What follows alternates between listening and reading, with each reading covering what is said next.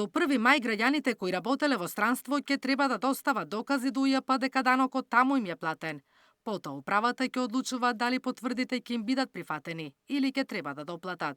Проблемот е што дел од компаниите кои ангажирале работници веќе се згаснати. По обезбедувањето докази за платен данок во 2020-та не може да обезбедат. Може би 70% може да извадат документи од фирми, а другите 30% не може да извадат.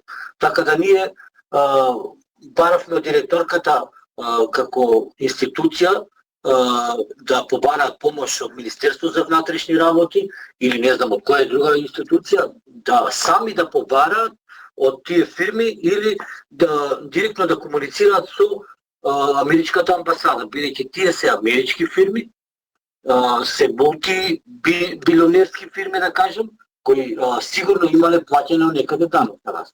УЈП ќе им излезе во пресрет, вели директорката Петрова. Побарале листи на компании кои ангажирале македонски работници, па тие ќе ги контактираат.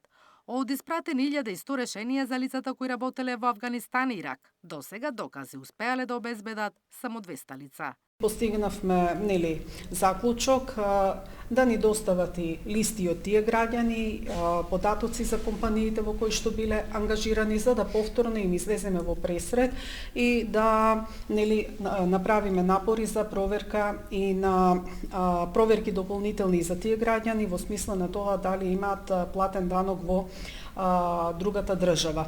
Кон крајот на минатата година, УЈП испрати 10.000 даночни решенија за лицата кои работеле во странство во 2020 година. Дел од нив реагираа дека управата ретроактивно им бара да платат данок на остварениот доход, а дел дека данокот веќе им е платен во земјата каде што работеле. Согласно законот, ако граѓаните достават доказ дека платиле данок во земјата со која имаме подпишано договор за одбегнување на двојно одначување, нема да има потреба да платат ништо. Но во земјите каде данокот на доход е 0%, должни се да платат 10% од заработената бруто плата.